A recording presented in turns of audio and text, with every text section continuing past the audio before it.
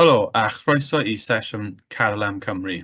Cyfres o sesiynau Ffiseg, TGAU, dros Hydref 2023. Yn y sesiwn heddi, bydd ni'n edrych dros popeth ni wedi gweithio arno yn y mis diwethaf, ac am y hanner gyntaf y sesiwn bydd Mr Aled Pemberton yn mynd dros cydrannau a chylchedau trydanol. Ac go for it. Diolch yn fawr. Reit, so felly mae'r sesiwn yma, dwi wedi cyflwyno I chi sesiynau 1 a 3 o'r 4 sesiwn sydd wedi cael ei recordio flaen llaw. A mae o'n gyfle I fi rwan hen yma I wario rhyw 20 munud jyst yn cadarnhau ac yn cymhwyso'r hyn dyn ni wedi wneud. Felly, na ni edrych yn sydyn ar ryw fath o fel rhestr adolygu I sicrhau bod ni yn deall pob dim, a wedyn na ni weithredu'r dealltwriaeth hynny trwy ateb un cwestiwn o hen bapur. Felly, mae gennau restr yma o pethau I chi bod yn adolygu neu yn deall cyn ni symud ymlaen. Felly, fel wnaethon ni weld yn y fideo gyntaf, ar ddechrau y sesiwn yma o mis Hydref, wnaethon ni edrych ar symbolau cydrannau trydanol, wnaethon ni edrych ar pethau fel amedrau, voltmeter, gwrthydd newidiol, gwrthydd arferol, thermistor, LDR, wnaethon ni edrych ar pethau ychwanegol hefyd fel ohmmeter ac yn y blaen. Felly, y peth gyntaf ydy bod chi yn ymwybodol a wedi dysgu'r symbolau o'r cydrannau gwahanol. Wedi hynny, gai awgrymu'n gryf bod chi wedyn yn mynd ati I ddysgu beth I nodweddion neu ddefnydd y cydrannau hyn. Enghraifft bod chi yn ymwybodol bod LDR, bod gwrthiant LDR yn amrywio yn dibynnu ar gryfder golau, bod gwrthydd newidiol yna I addasu gwrthiant cylched sydd wedyn yn golygu bod y cerrynt ac y voltedd yn y gylched yn newid yn ei dro. Wedyn, yn y trydydd sesiwn, so'r ail sesiwn gyda fi yn y gyfres yma, dyn ni wedi symud ymlaen I edrych ar gylchedau trydanol. Felly, mae cylchedau oll yn ymwneud â cylchedau cyfres a cylchedau paralel. Felly, y trydydd peth yn y rhestr I chi fod yn deall ydy cylchedau cyfres, sef rhai sydd yn cynnwys un llwybr yn unig i'r cerrynt lifo. A ydych chi eisiau bod yn dysgu beth ydy nodweddion cylchedau cyfres yn hermau voltedd, cerrynt a gwrthiant, a hefyd bod chi yn ymwybodol o'r hafaliad bod sef cyfanswm gwrthiant y gylched yn hafolu R1 plus R2. Hynny yw, mewn cylched cyfres, ydych chi'n adio gwrthiant y cydrannau at ei gilydd I gael cyfanswm gwrthiant y gylched. Wedyn y peth olaf, y rhan mwyaf heriol o hwn, efallai, ydy cylchedau paralel, lle mae gennych chi mwy nag un llwybr i'r cerrynt lifo, a ydych chi eisiau bod yn ymwybodol o beth ydy nodweddion cylchedau paralel yn hermau volt ddim eto, y cerrynt a'r gwrthiant, a wedyn y ffordd mwy heriol o gyfrifo cyfanswm gwrthiant y gylched mewn cylched paralel. Mae gennych chi'r hafaliad sydd wedi cael ei ddangos fan hyn, sef 1 dros R yn hafolu 1 dros R1 plus 1 dros R2. Dwi yn cynnwys hwn oherwydd mae hwn yn cael ei ddangos ar dudalen 2 o'r papur arholiad, ond dwi'n awgrymu bod chi yn defnyddio'r hafaliad yma yn ei le, am resymau nawn ni weld cyn bo hir. Okay? Reit, awn ni mlaen. Felly, dyma chi gwestiwn arholiad dwi eisiau gweithio trwyddo fo'n fanwl. Mae o'n deud, so math o wrthydd yw thermistor ac mae ei wrthiant yn dibynnu ar y tymheredd. Mae hwnna yn rhywbeth fel bod chi'n gwybod eisoes. Mae'r thermistor yn cael ei ddefnyddio yn aml fel synhwyrydd, fel sensor tymheredd mewn cymwysiadau lle rydyn ni'n eisiau monitro neu reoli'r tymheredd. Dyn ni'n sôn yn benodol am pethau fel thermostats ac unrhyw beth rili sydd yn synhwyro neu'n sy'n sensio tymheredd. Mae grŵp o fyfyrwyr yn trochi thermistor efo thermometer mewn dŵr. Mae'n darganfod y gwrthiant ar dymereddau gwahanol. Mae'r gylched maen nhw yn ei defnyddio i'w gweld isod. Mae hwn yn un o'r arbrofion neu rili ddylai bod chi'n gwneud rhywbryd yn ystod blwyddyn 10, lle ydych chi yn trochi, lle ydych chi'n rhoi y thermistor I mewn I ddŵr, a wedyn ydych chi yn cynhesu neu'n oeri'r dŵr mwyn newid tymheredd y thermistor. Nawr yn y gylched yma, dyn ni'n gallu gweld mae gennym ni gyflenwad pŵer 12 volt. Meddyliwch am hwnna fel rhyw fath o batri 12 volt. Mae gennym ni switch. Mae gennym ni ammeter I fesur y cerrynt, mae gennym ni voltmeter I mesur y voltedd, ac ar y gwaelod fama, mi ddylai bod chi'n ymwybodol o'r symbol, dyna di ein thermistor ni. Okay? Mae hwn gyda llaw yn gwestiwn o bapur uned 3 Ffiseg 1, haen uwch o 2019. Felly, cwbl o bethau cyn I ni ddechrau ar hwn, dyn ni'n gallu gweld yn dydyn bod hwn yn gylched lle mae gennym ni y voltmeter mewn parallel, mae gennym ni'r ammeter mewn cyfres. Mae'r ammeter yna i fesur y cerrynt trwy'r thermistor, a mae'r voltmeter i fesur y voltedd ar draws y thermistor. A wedyn dyn gwybod, fel mae pethau'n sefyll, mae gennym ni gyflenwad 12 volt cyson. Reit, be fyswch chi'n neud yn yr arbrawf yma, fyswch chi'n mynd ati i amrywio tymheredd y dŵr, a felly fysa'r thermometer yn cofnodi tymheredd y dŵr ac yn ei dro felly tymheredd y thermistor. Fyswch chi'n cofnodi'r cerrynt, a mi fyswch chi'n cofnodi'r voltedd. A mi fyswch chi'n dod o hyd i ryw ganlyniadau yn debyg i'r rhain.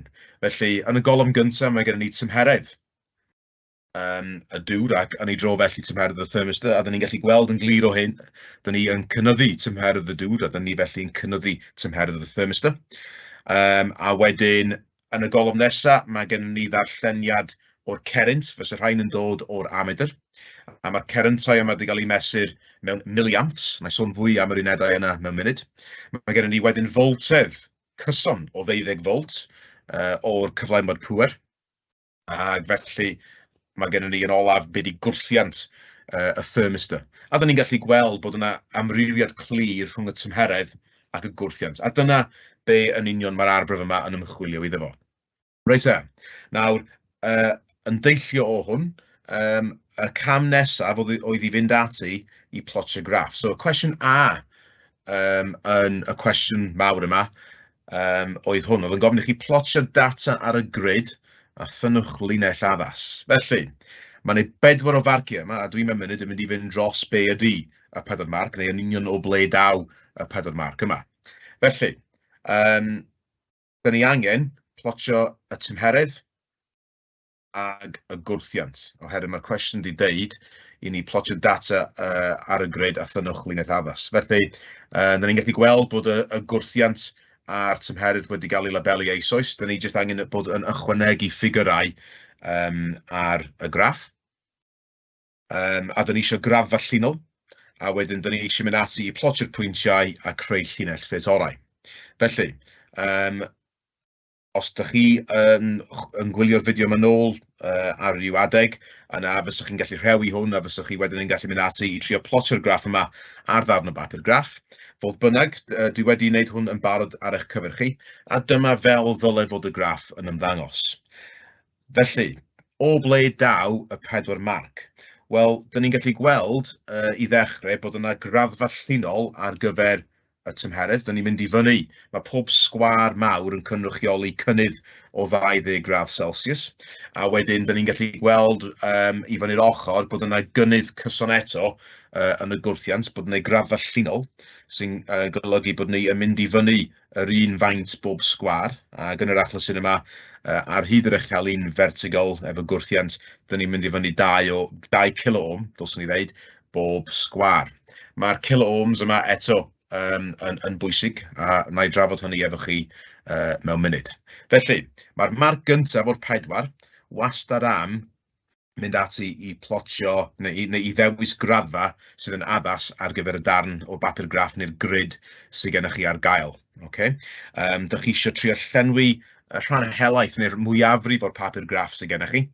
Ond dych chi dal eisiau cofio bod chi'n mynd i fyny mewn camau llinol. Dyn ni eisiau mynd i fyny yr un faint bob tro. Felly, dyn ni'n mynd i fyny 20 gradd Celsius bob tro, bob sgwâr, a dyn ni'n mynd i fyny bob 2 kiloohm bob tro efo'r gwrthiant. Na, mae yna rhywbeth arall dylswn ni fod yn codi sylw chi amdano fo. Os ydych chi yn mynd ati i gwneud graddfa fel hwn, mae un camgymeriad dwi'n dueddol o weld ydy bod disgyblion yn aml yn anghofio rhoi y 0 a 0 yn y tardbwynt. Mae o bach yn dadleuol, ond os ydych chi'n anghofio rhoi y 2 0, yna ydych chi yn anffodus yn mynd i golli y marc ar gyfer y graddfa. Felly mae'r marc gyntaf am roi y graddfa i fewn. Reit e, mae'r marc, neu mae'r 2 farc nesaf yn ymwneud â plotio'r pwyntiau. Nawr, dych chi eisiau bod yn bach yn ofalus. Mae'n ei ddisgwyl bod chi'n gallu plotio'r pwyntiau yn gywir, yn sicr o fewn sgwâr bychan. Os dyn ni jyst yn atgoffa hyn o'r rhifau, Dyn ni angen plotio y rhifau rwan ar gyfer y gwrthiant ar yr echelin y. A dyn ni eisiau bod yn ymwybodol, allan ni ddim amcangyfrif lle fydd y pwyntiau, maen nhw angen bod yn union y llefydd cywir. Mae gwerthoedd y gwrthiant, mae pob sgwâr bychan ar ei fyny yn cynrychioli 0.2 kilo. Felly, er enghraifft, os fysych chi yn edrych ar un sgwâr bach i'ch ben 8 kilo, fysa fo ddim yn 8.1 kilo, mi fysa fo'n 8.2 kilo. So, chi eisiau bod yn ofalus iawn pan ydych chi'n mynd ati i plotio'r pwyntiau. Felly, gan dybio bod ni yn plotio'r pwyntiau'n gywir, yna ydych chi'n cael y ddau farc nesaf.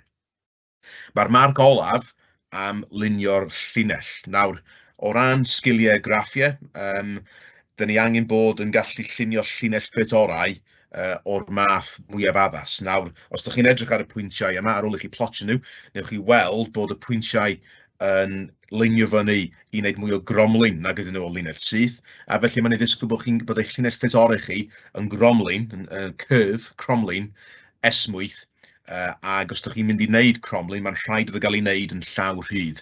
Fedrwch chi ddim cysylltu'r pwyntiau efo cyfres o linellau syth. Okay.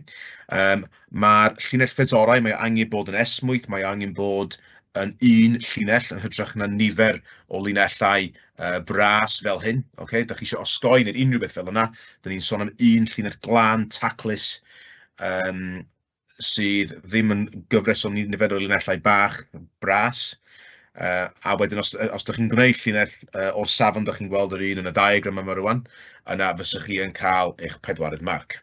Okay, so, just i grynhoi, mae'r marc gyntaf am y grafa, sy'n gyda'i bod chi'n cael y grafa llinol fama a fama, gan gynnwys y 0 a 0. Mae marc 2 a 3 am plotio'r pwyntiau, a wedyn mae'r marc olaf am wneud eich llinell ffritorau. Mae sgiliau graff yn hanfodol pan mae'n dod i unrhyw bapur arholiad ffiseg. Felly, awn ni mlaen. Reit, cwestiwn rhan 2. Nawr, yn aml iawn, yn syth ar ôl plotio graff mewn papur arholiad, ydych chi'n mynd i gael cwestiwn yn gofyn i chi i ddisgrifio'r berthynas rhwng y ddau newidyn. Nawr, y ddau newidyn wrth gwrs yn ein graff ni ydy'r tymheredd ac y gwrthiant. A felly, dwi ddim yn syndod o gwbl bod ni'n cyrraedd y cwestiwn nesaf mae'n gofyn i ni i ddisgrifio'r berthynas rhwng y tymheredd ac y gwrthiant. Felly, yn syml iawn, be maen nhw eisiau gennych chi fama ydy casgliad, os ydych chi'n meddwl am yr hyn ydych chi'n neud i lawr yr ysgol, i ddisgrifio be ydy y link rhwng y ddau newidyn. Byddwn ni'n gallu gweld o hwn, pan mae'r tymheredd yn cynyddu, mae'r gwrthiant yn lleihau. Ond os fysych chi'n sgwennu hynny fel eich casgliad, dim ond un marc o ddau fysych chi'n cael. Dyn ni angen bach mwy o fanylder yn ein disgrifiad ni i gael yr ail farc. Ac be fysych chi angen deud ydy rhywbeth fel hyn. Okay? Wrth i'r tymheredd gynyddu, mae'r gwrthiant yn lleihau, ac am hynny, fysych chi'n cael eich marc gyntaf. Ond i gael yr ail farc, fysych rhaid i chi sôn am natur y lleihad yma. Fel mae'n deud yma, ar gyfradd sydd yn lleihau. Am hynny, fysych chi'n gael eich ail farc. Nawr, be yn union mae hwn yn golygu? Wel, os dyn ni'n mynd yn ôl i'r graff, a jyst taclus hwn i fyny ychydig bach, dyn ni'n gallu gweld yn dydyn bod y gwrthiant yn amlwg yn lleihau, ond dyn ni'n gallu gweld bod o yn disgyn yn fwy sydyn i ddechrau. Mae o wedyn yn gostwng ychydig bach yn fwy graddol, a wedyn yn fwy graddol eto. Felly, o ganlyniad i hynny, mae faint mae'r gwrthiant yn lleihau. A dyn ni angen rhywsut neu gilydd ychwanegu hynny i'n disgrifiad ni yn y cwestiwn nesaf. A dyna ble o ddaw ar gyfradd sydd yn lleihau yn ei olygu. Okay? At a decreasing rate. So wrth i'r tymheredd gynyddu, mae'r gwrthiant yn lleihau, ond trwy ddeud bod o yn disgyn ar gyfradd sydd yn lleihau, mae hwn yn gadael i ni wybod bod chi'n ymwybodol bod y gwrthiant yn disgyn yn sydyn i ddechrau, a wedyn mae faint mae o'n disgyn yn lleihau. Nawr te, mae'r graff, mae graff yn gwestiwn poblogaidd iawn mewn papurau arholiad, ac yn aml iawn mae hwn gwerth rhyw 3 neu 4 o farciau. A wedyn yn aml iawn ar ôl i chi plotio graff, mae gennych chi fel arfer cwestiwn fel hwn yn dilyn yn gofyn i chi ddisgrifio'r berthynas rhwng y newidyn annibynnol a dibynnol. Ac fysych chi yn disgwyl bron iawn bob tro i gael ateb yn debyg i hwn. Okay? Nawr, I fi, mae nhw yn 5 neu 6 o farciau sydd yn codi yn aml iawn mewn papurau arholiad, a maen nhw'n rhai rili ddylai fod disgyblion blwyddyn 10 ac 11 yn anelu i gael oll yn gywir. Ar bapur dwyradd sydd allan o 60, rhwng y graff ac y disgrifiad o'r berthynas, dyn ni'n sôn am 6 o farciau, dyn ni'n sôn am 10% o'r papur, a mae hwnna yn gallu bod yn gwahaniaeth o radd gyfan. A rili, mi ddylai fod nhw yn marciau dylai fod chi gyd yn anelu at ennill. Reit te. Ymlaen ni rwan i gwestiwn ychydig bach yn fwy heriol. So dyma chi ran B. Da ni dal ar yr un cwestiwn yn ymwneud efo'r thermistor. Rwan, da ni'n mynd ymlaen i gwestiwn mwy heriol, a da ni'n gallu gweld bod yna 5 o farciau ar gael yma, felly mae'n awgrymu bod yna gryn dipyn o waith i wneud. Felly, mae'n deud, mae gwrthydd efo gwrthiant 5 kilo-ohm yn cael ei ychwanegu at y gylchyd wreiddiol mewn paralel efo'r thermistor sydd ar dymheredd o 30 gradd Celsius. Mae'r un cyflenwad pŵer 12 volt yn cael ei ddefnyddio. Defnyddiwch eich graff a hafaliadau o dudalen 2 i gyfrifo cyfanswm y cerrynt yn y gylched. Reit te, cyn i ni fynd ati i ateb hwn, mae yna rai pethau mae'n rhaid i ni drafod. Yn gyntaf, mae gennym ni gwrthydd sydd yn cael ei ychwanegu. A mi ddylai bod chi'n gwybod bod gwrthydd arferol, mae ganddo fo gwrthiant yn union fel thermistor, ond yn wahanol, dydy gwrthiant gwrthydd ddim yn newid.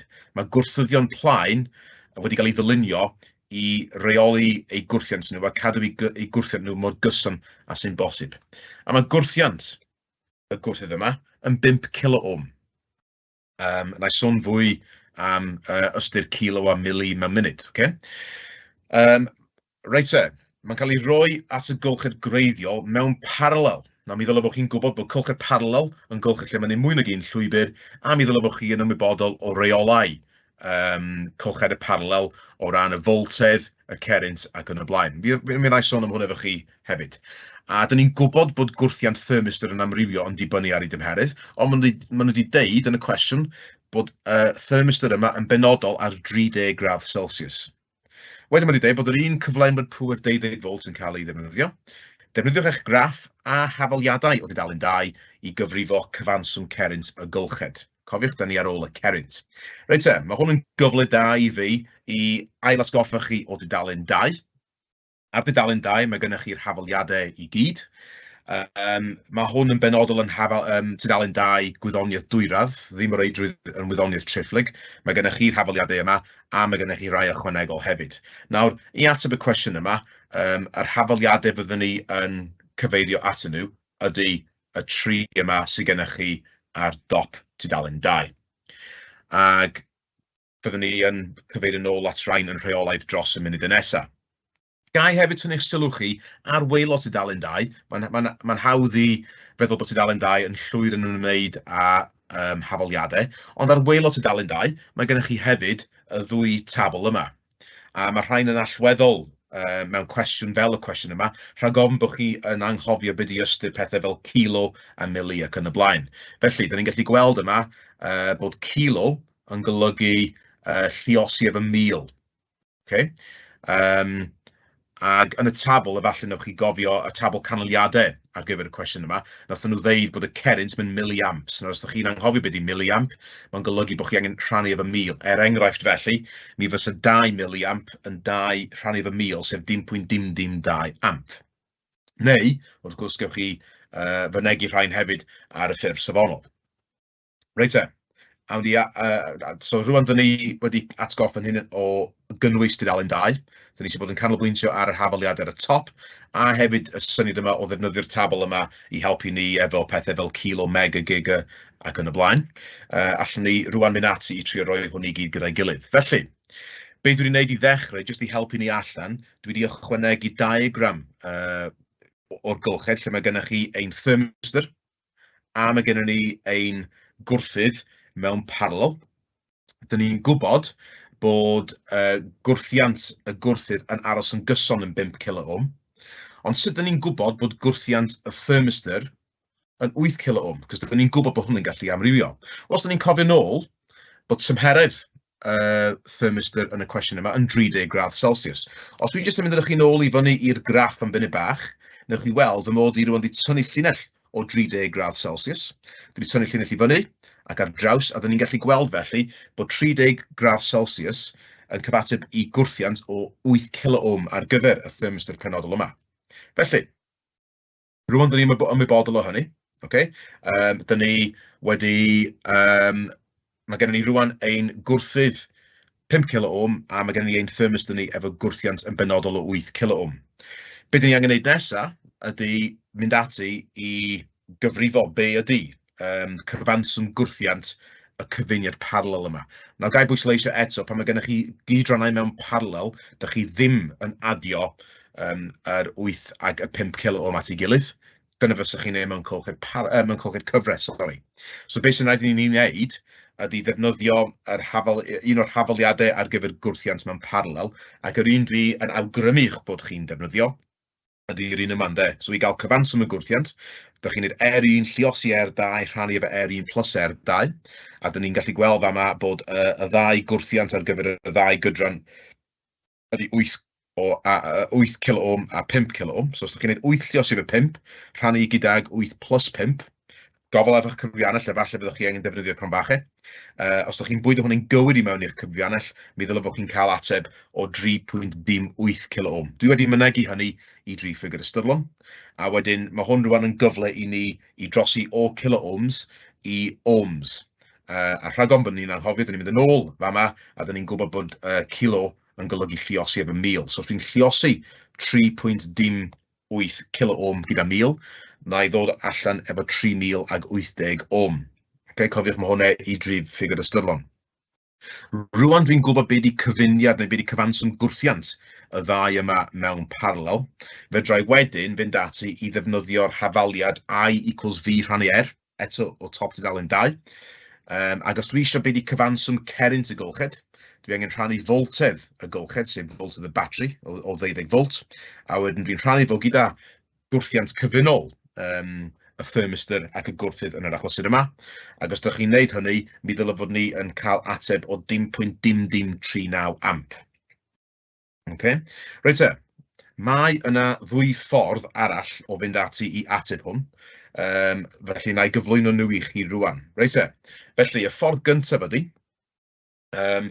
dwi wedi dweud yma, neu allwch ddefnyddio'r hafaliad fel awgrymwyd ar dudalen 2 i gyfrifo cyfanswm y gwrthiant. Os ydych chi'n teimlo'n hapusach yn defnyddio'r hafaliad yma gan i fod o ar dudalen 2, mae'n ei groeso i chi wneud. So 1 rhannu efo'r R, neu 1 rhannu cyfanswm y gwrthiant, yn hafalu 1 rhannu R1 plus 1 rhannu R2. Dyn ni wedyn yn gallu mewnbynnu y rhifau. Sylwch fama, dwi wedi trosi o kiloohms i ohms yn barod. So dwi'n gwneud 1 rhannu 8000 plus 1 rhannu 5000. Ac os ydych chi'n mewnbynnu hynny'n gywir i'ch cyfriannell, gewch chi ateb allan ar gyfer 1 rhannu R yn 3.25 lles efo 10 i'r minus 4. Ond, y broblem efo'r hafaliad, y cam mae nifer fawr o ddisgyblion yn anghofio, ydy bod angen wedyn mynd ati i gyfrifo cilydd 3.25 times 10 i'r minus 4 mwyn cyfrifo cyfanswm y gwrthiant. Hynny yw, dych chi angen bod yn wneud bod R ydy 1 rhannu efo 3.25 lles efo 10 i'r minus 4. A dim ond wedyn dych chi'n mynd i gael rhif ar gyfer cyfanswm gwrthiant y gylched yma mewn paralel. A dyn ni'n glanio fyny eto efo'r rhif, dyn ni wedi gweld eisoes, 3080 ohm i 3 ffigur ystyrlon. A wedyn yn dilyn yr un broses, i gael cyfanswm y cerrynt, dyn ni yn rhannu'r voltedd y gylched efo'r gwrthiant, a dyn ni'n glanio nôl i fyny efo 0.0039 amp. Mae hwnna yn ddill tebyg iawn i'r un nes i wneud i ddechrau, jyst ein bod ni yn defnyddio ein hafaliad, yr hafaliad yma i fynd ati i gyfrifo cyfanswm y gwrthiant yn y lle cyntaf. Reit te, mae yna ffordd arall, fysa rhaid chi'n gallu dadlau yn haws o gyfrifo cyfanswm y cerrynt yn y gylched. Ac mae hwnna yn ymwneud efo hwn. Okay? So, cerrynt drwy'r thermistor. Nawr, dwi'n gwybod mae gwrthiant y thermistor ydy 8 kiloohm. Dyn ni'n gwybod y volt ydy drawso ydy 12 volt. Felly, os dwi'n mynd ati i gyfrifo, os dwi'n gwneud V rhannu R, so voltedd ar draws y thermistor, sef 12 volt, rhannu efo 8000 ohm, na i ffeindio bod cerrynt sydd yn llifo y ffordd hyn trwy y thermistor ydy 0.0015 amp, neu os ydych chi eisiau 15 milliamp. Wedyn, be dwi angen gwneud, dwi angen darganfod faint o gerin sydd yn llifo trwy y gwrthydd, 5 kilo. Felly na i wneud cyfrifau tebyg. So na i wneud foltedd rhannu efo gwrthiant ar gyfer y gwrthydd, a na i ddod allan efo ateb o 0.002 amp neu 24 miliamp. So da ni'n gwybod bod ar draws y llwybr top, mae gennym ni gerint o 0.0015 amp. Ar draws y llwybr gwaelod, mae gennym ni gerint o 0.0024 amp. Felly, i ddarganfod faint o gwrthiant i gyd sydd yn llifo trwy weddill y gylched ac yn mynd o gwmpas gweddill y gylched, cwbl sy'n rhaid i ni wneud ydy adio y ddau gerint yma at ei gilydd. Ac os ydych chi'n adio nhw at ei gilydd, fel fysach chi'n disgwyl, fe newch chi unwaith eto glanio fyny efo ein ateb disgwyliedig ni o 0.0039 amp. Felly, mae gennych chi 2 o bosib 3 ffordd fanau gwahanol o fynd ati i gyfrifo y cerint terfynol. Mae'r tridill yn defnyddio cyfuniad o hafaliadau tudalen 2. Maen nhw'n gwiriw i weld os ydych chi'n ymwybodol o reolau foltydd a cherint y cylched paralel yma. Cofiwch mewn cylched paralel, mae pob un cydran efo union un foltydd, a wedyn mae'r cerintau yn rhannu wedyn yn ymuno. Cwestiwn heriol iawn, a dio ddim yn syndod felly bod yna 5 o farciau. Okay?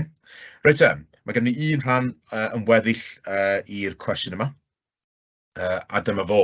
Okay? Mae Kim yn awgrymu bydd y cerint drwy'r gwrthydd a'r thermistor yn lleihau wrth i'r thermistor oeri. Esboniwch a yw un gywir neu beidio.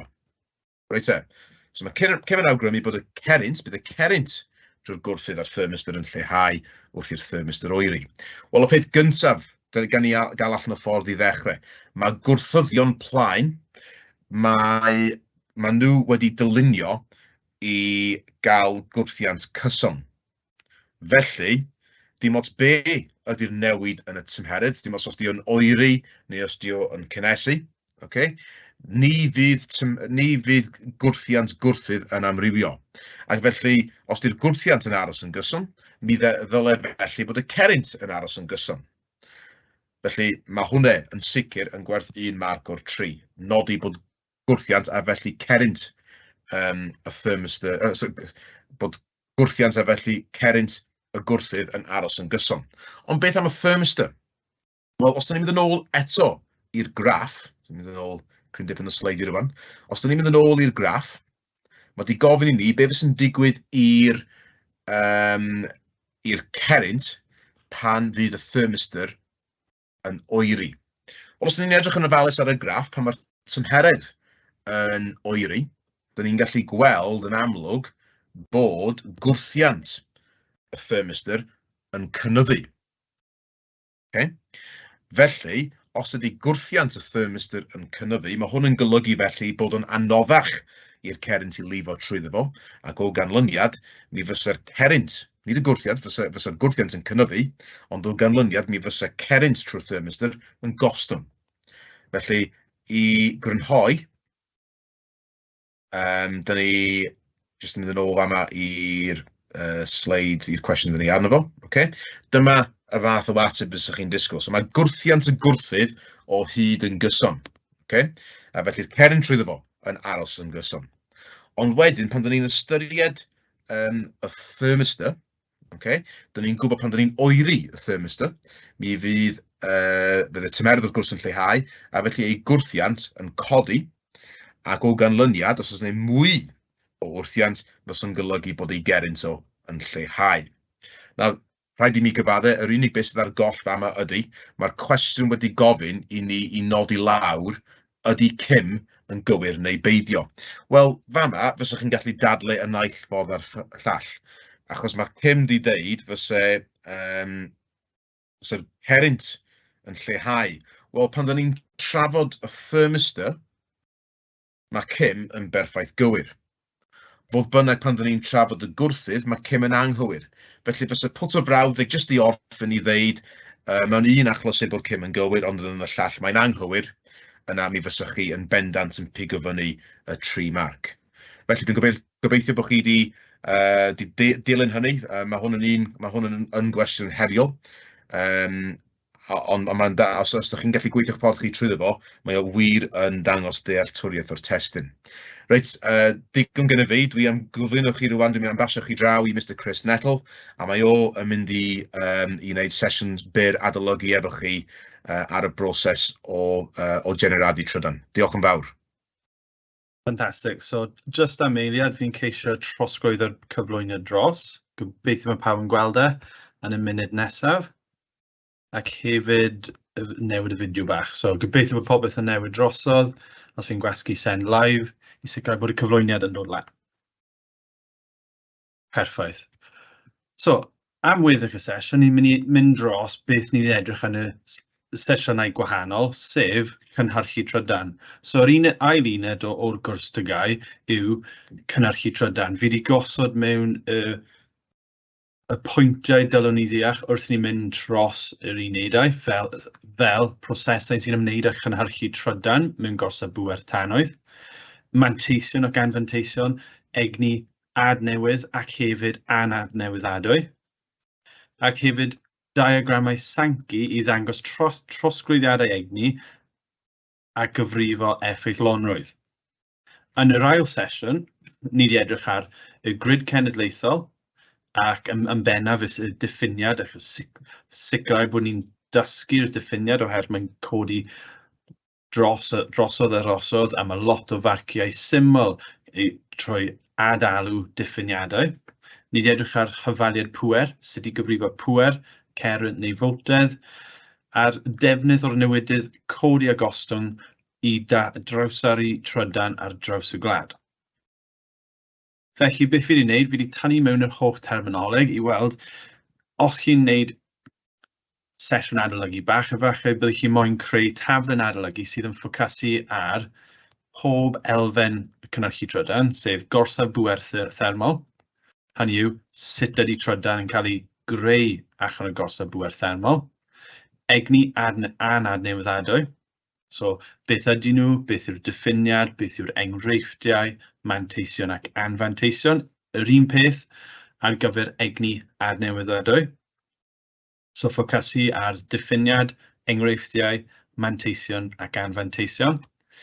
Grid cenedlaethol, eto sylweddoli patrwm, oes modd adrodd diffiniad, manteision, anfanteision.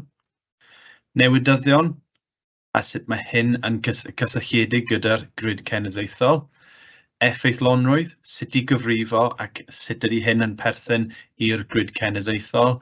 Ac yn olaf pŵer, beth yw'r diffiniad, beth yw'r dau hyfaliad o dudalen 2, ac sut i aildrefnu os chi'n eistedd haen uwch, neu sut i ddefnyddio fe, a beth yw'r unedau disgwyliedig ar gyfer pŵer, cerwnt, foltedd. Felly, os ni'n edrych yn gyflym dros gorsaf bŵer thermol, pethau dylech chi gofio yw'r sut ydy'r trydan yn cael ei gynhyrchu. Fi wedi gweld nifer o cwestiynau cyn papur sy'n ffocysu ar disgrifiwch y proses. So, prif pwyntiau yw mae'r dŵr oer yn cael ei droi i stem neu ager yn y boiler trwy losgi glo, olew, nwy. Mae'r stem hyn yn troi turbynau. Mae'r turbynau yn troi'r generadur sy'n cynhyrchu'r trydan, ac mae'r stem sy'n gadael y turbyn yn gallu cael ei gyddoeso i ddŵr cyn mynd nôl i'r boiler. So, ni'n gallu dechrau cylch drosodd a rosodd i sicrhau bod ni'n cynyddu'r effeithlonrwydd gorsaf trydan.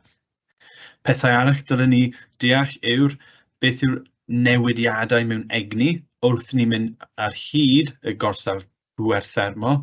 Felly, ni'n dechrau bant gyda tanwydd, enghraifft glo, olew nwy. Mae'r tanwydd yn cael ei defnyddio i losgi ac ryddhau'r egni thermol mewn boiler.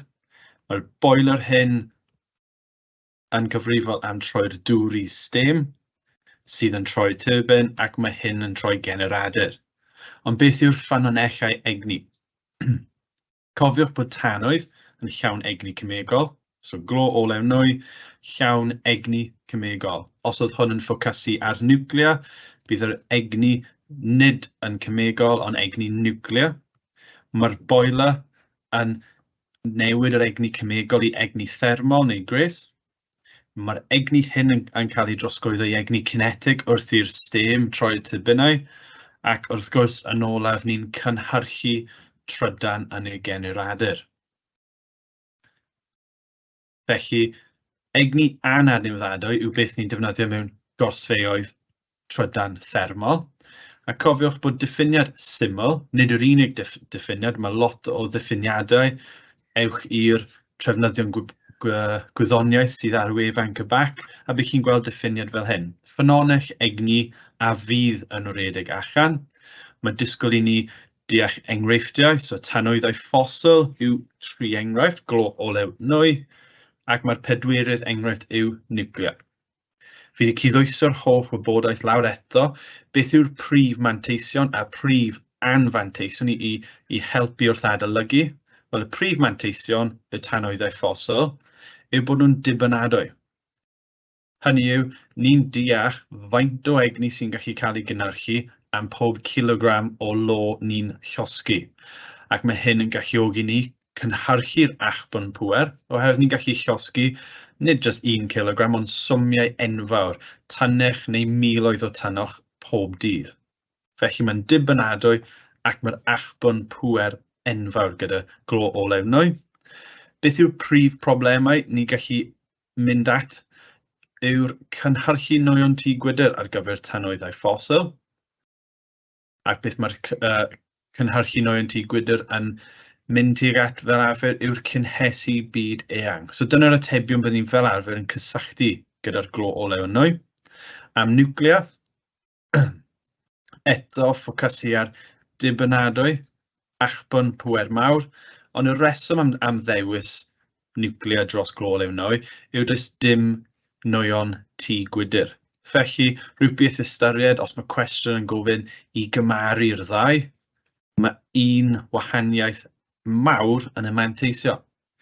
Niwclea, mae'r niwclea gyda anfanteision ei hunan, sef mae yna gwastraff ymbalydrol, ac mae rhaid storio am amser hir. Felly bydd rhaid cael lleoliad penodol i storio am amser hir, a bydd hyn gyda cost uchel. Yn ogystal â hyn, mae'n drud i'w gomisiynu a ddadgomisiynu. Felly mae'n drud iawn i adeiladu ac hefyd i dorri lawr ar ôl hyd oes y gorsaf. Beth am egni adnewyddadwy? Wel, eto fi wedi rhoi diffiniad mewn, byddwch chi'n gweld yn y trefnydd y gwybodaeth. Ffynonell egni nad yw'n mynd i rhedeg allan. Fi'n ffocysu ar diffiniad byr, sydd i helpu chi os chi'n moyn gwneud flashcards. Enghreifftiau o egni adnewyddadwy yw'r trydan dŵr, tonau, llanw. So dyna'r 3 dŵr gobeithio bydd chi'n cofio. Solar yn defnyddio'r egni'r haul, biomass a gwynt yw'r 6 enghraifft. Mae'n croeso chi dysgu fwy enghraifft geothermal, ond fel af maen nhw'n gofyn am 1 neu 2 enghraifft os maen nhw'n gofyn cwestiynau. Fi wedi cydwysgo'r manteision mwyaf syml i gofio, fi'n chwilio am patrymau fachau wrth i chi adolygu. Gweld bod y 3 dŵr fan hyn, does dim gwastraff yn cael ei gynhyrchu wrth defnyddio'r egni dŵr. Mae trydan dŵr yn dibynadwy, ond mae pŵer llanw a pŵer tonau bydd ni'n methu rhagweld bod nhw'n dibynadwy, oherwydd mae pŵer llanw yn rhagweladwy, a mae pŵer tonau, does dim llygredd air, ond ni'n methu dweud bod e'n rhagweladwy neu dibynadwy, oherwydd mae'n dibynnu ar tonau y dydd. Biomass yn dibynadwy, oherwydd ni'n llosgu'r cynydau ni'n gynhyrchu, ac mae'n carbon neutral. Felly mae hwn yn golygu mae carbon dioxide yn cael ei ryddhau, ond yr un maint sy'n mynd mewn i'r system sy'n cael ei tynnu allan. Solar, does dim cost defnyddio'r tanwydd, ac does dim gwastraff eto. So chwiliwch am patrwm, croeso chi defnyddio'r dim gwastraff ar hyd lot o rein. Gwynt, dim cost am y tanwydd ac hefyd dim gwastraff. Yr un mantais mae rhaid i fi pwyntio at yw'r trydan dŵr.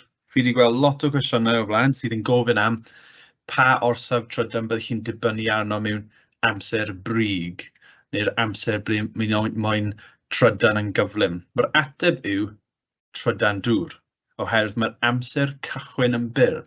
Mae'r amser mae'n cymryd i agor y gat i adael y dŵr lawr i troi'r turbin yn isel iawn. Mae modd i gorsaf trydan dŵr mynd o 0% o egni trydanol i 100% mae'n gallu cynhyrchu mewn eiliadau. A'r holl pwrpas pob gorsaf trydan yw i bwydo'r egni mewn i'r grid cenedlaethol. Felly, eto, mae lot o'r sesiynau hyn wedi ffocysu ar diffiniadau manteision a anfanteision. Mae'r uned hwn yn uned neis i ddysgu'r terminoleg ffiseg. Mae'r diffiniad grid cenedlaethol yw'r rwydwaith o geblau sy'n cysylltu pob gorsaf pŵer a phob cartref, siop, ffatri, ysgol, ysbyty a phob defnyddiwr arall. Pethau sydd ddim yn y diffiniad yw'r defnydd o newidyddion, neu'r peilonau, neu'r ceblau. Mae'r grid cenedlaethol yw popeth sydd yn cysylltiedig yn y system hyn mwyn trosglwyddo'r egni ar draws y gwlad. Beth yw'r manteision grid cenedlaethol? Wel, yn y sesiwn diwethaf, eithon ni'n dros y syniad yw os mae un gorsaf trydan yn torri lawr, mae'r nifer arall yn gallu ymateb i cynnal y galw, neu os mae yna gostyngiad yn yr egni gwynt sy'n cael ei gynhyrchu, mae gorffeuedd arall yn gallu cynyddu'r achbwn nhw. Effeithlonrwydd yn un o'r hafaliadau sydd yn codi yn yr uned hyn, ac mae effeithlonrwydd yw'r mesur o faint o egni defnyddiol sy'n dod allan o ddyfais yn un mesur mewn canran. Mae'n disgwyl atebion rhwng 0 i 100% fel arfer, felly os chi'n edrych dros ateb chi, fe chi'n teimlo bod yn anghywir, ewch nôl os mae ateb chi tu fas 0 i 100, jyst i sicrhau bod chi wedi rhoi'r egni defnyddiol ar top ac yr egni mewnbwn ar y gwaelod. Fel arfer, un o'r camsyniadau fi'n gweld yw'r jyst y rifau'r ffordd anghywir rownd, fan hyn sydd yn dod allan gyda canran dros 100. So ewch nôl, ydy'r egni defnyddiol ar y top. Hefyd, cofiwch os maen nhw dim ond yn rhoi'r egni mewnbwn ac yr egni sy'n cael ei gwastraffu, mae modd tynnu'r egni gwastraff i ffwrdd o'r mewnbwn mwyn cyfrifo'r defnyddiol. Yn ogystal â effeithlonrwydd, mae'r hyfaliad arall sy'n codi yw'r pŵer trydanol. So cofiwch nawr, yn y grid cenedlaethol, ni'n cynhyrchu trydan, ni'n cynhyrchu pŵer sy'n cael ei danfon ar draws y gwlad, a mae'r pŵer ddim yn newid. Ond mae modd i ni cyfrifo'r faint o egni sy'n cael ei trosglwyddo dros amser, os ni'n defnyddio'r egni yn y tŷ, trwy defnyddio'r hyfaliad egni rannu gyda'r amser i gyfrifo'r pŵer. Mae modd cael hyfaliad triongl fel hyn, a os chi'n eisydd haenwch, mae'n werthfawr i ddysgu sut i aildrefnu'r hyfaliad, felly chi'n cuddio'r ty, beth sydd ar ôl yw egni rannu gyda'r pŵer, neu os chi'n gorchuddio'r beth sydd ar ôl yw pŵer llosi gyda'r amser. Yn yr un modd, ni'n cynhyrchu 23,000 o voltiau, mae modd cyfrifo'r pŵer neu'r current mewn cylched trydanol trwy defnyddio'r hyfaliad pŵer yn hafal i current llosi gyda'r voltedd. Felly, triongl ar gyfer pŵer yw pa ar y top, felly cofiwch os chi ddim yn cyfrifo'r pŵer, fel arfer, chi'n rannu gyda'r pŵer ar top. So mae'r current yn hafal i pŵer rannu gyda'r voltedd, neu bydd y voltedd yn hafal i'r pŵer rannu gyda'r current. Felly os chi ddim yn gweithio allan pŵer, fe chi'n sicrhau bod pŵer ar top wrth i chi rannu. Ac efallai i ystyried yr amser nawr i orffen y sesiwn heddi, ni wedi cael hanner sesiwn ar cylchedau trydan, edrych dros cyn papur o'r 2019. ac fi wedi gweithio trwy'r uned cynnyrchu trydan gyda'r syniadau o'r diffiniadau, manteision, anfanteision yn bwysig yn yr ail uned. Ac ddim yn siŵr os oes angen i mynd dros unrhyw beth arall, ond gobeithio gweld chi yn y dyfodol yn y sesiynau carlam nesaf. Ac diolch i bawb sydd wedi ymuno ni heddi. Diolch yn fawr, Mr Nettle. Felly mae gennych chi grynhoad da fanau ar gylchedau a hefyd y dulliau gwahanol o drosglwyddo trydan, ar hyd y grid, ond hefyd y broses o gynhyrchu trydan, trosglwyddo egni, pŵer ac yn y blaen. Mi fydd ni gyfle i chi i wylio'r fideo yma nôl, oherwydd mae o'n cael ei recordio. Gewch chi refw i fo ar unrhyw adeg i sbio dros y syniadau, a dyn ni'n dda yn wir yn gobeithio newch chi ymuno ni rhywbryd arall yn y dyfodol ar gyfer rhagor o sesiynau Carlam Cymru. Diolch yn fawr i chi.